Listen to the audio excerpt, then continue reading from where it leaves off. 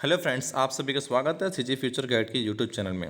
दोस्तों, मेरी पिछली वीडियो में काफ़ी सारे कमेंट्स आए कि सर 50% का जो नियम है इससे संबंधित आप जानकारी और डिटेल में दीजिए। और काफ़ी सारे कैंडिडेट्स लोगों के डाउट्स थे कि सर ये 50% का नियम पहले से था कि नहीं था, क्यों जानकारी नहीं दी गई हमें।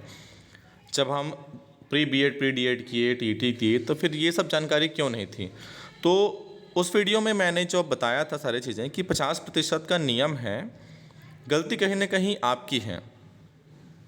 तो वो चीज़ें मैंने वहाँ पर बस एक चीज़ क्लियर करना भूल गया मैं वहाँ पर उस वीडियो में, इसलिए बहुत सारे कमेंट्स आए मेरे, नेगेटिव कमेंट्स, पॉजिटिव कमेंट्स भी थे कि नियम तो 50% का ही है। अगर आप एनसीटी का गाइडलाइन देखते हैं वहाँ पर नियम 50% का ही है। लेकिन मैंने आपके बहुत सारे कमेंट्स पे वहाँ पर मैंने रिप्लाई किया कि सरकार चाहे तो छूट दे सकती है। कितना परसेंट का रिलैक्सेशन देती है ये भी सरकार के ऊपर है। वो चाहे तो 50 को 49 कर सकती है, 45 तक भी लेके जा सकता है। कितना छूट देना है वो गवर्नमेंट के ऊपर है। और ये जो छूट मिलेगा तो किसको मिलेगा?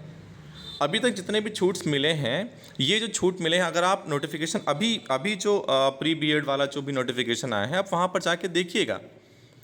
जब आप फॉर्म फिल कर रहे होंगे वहाँ पर भी पूछ रहा होगा कि क्या आप एनसीटी गाइडलाइन के अनुसार शिक्षक पात्रता परीक्षा के लिए आप एलिजिबल हैं या इसके लिए एलिजिबल हैं या नहीं। तो वहाँ पर गाइडलाइंस आपको स्वयं जाके देखना है कि क्या है नियम।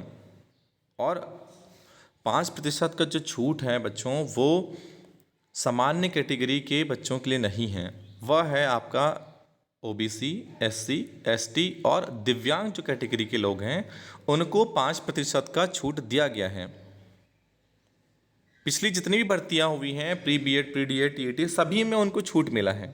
और अभी जैसे ही न्यूज़पेपर में ये बात आई कि 50% का नियम लागू कर दिया जाएगा, तो सरकार चाहे तो उसको लागू भी कर सकता है। लेकिन जितने भी पुराने कैंडिडेट हैं उनको मौका देना पड़ेगा। जो भी नियम होते हैं उसको आगामी समय से देना चाहिए। और जैसा कि और भी कई सारे केसेस में ऐसे हुए हैं कि जब भी कोई नियम बनता है तो पुराने जितने भी क्वालिफिकेशंस वाले हैं उनको मौका दिया जाता है। आज भी जो 11वीं बोर्ड दिए थे उनको मौका दिया जाता है, 11वीं को बोर्ड समझा जाता है।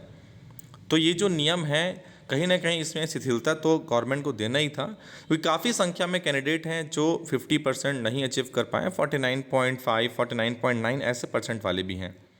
और उसी सब चीज़ों को, उसी गाइडलाइन को अच्छे से, नोटिफिकेशन को पढ़ के, अच्छे से हर चीज़ को पढ़ के उन्होंने प्री बीएड प्री डीएड दिया, बीएड डीएड किया और टीईटी पास किए। उनके साथ तो पूरा अन्याय हो जाएगा। वो सारी छूट आपको मिलेगी ही मिलेगी। कहीं ना कहीं एक पॉजिटिव रिस्पांस देखने को मिल रहा है।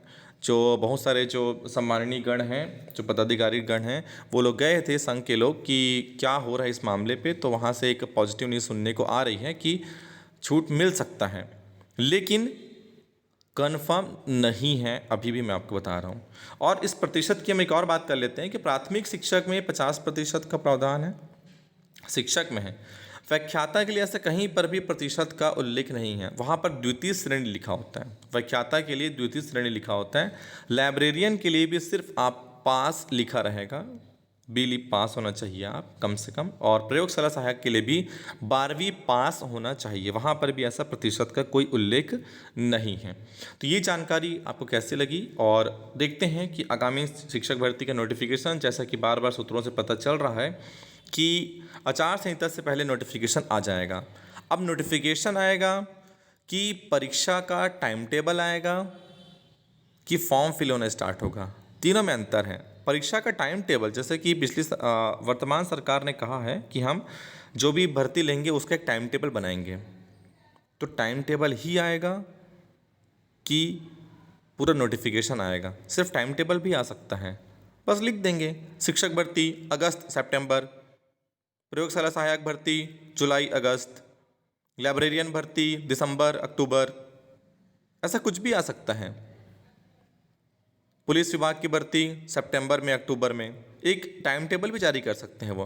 क्योंकि आप न्यूज़ में देखिएगा, अभी राजस्थान सरकार ने जब बैठक ली अपनी, राजस्थान सरकार के मुख्यमंत्री जी ने कहा कि जो भी आगामी रिक्त पद हैं उसका एक टाइम टेबल आप जारी करिए। विभाग को उन्होंने जानकारी दी कि टाइम टेबल आप जारी करिए।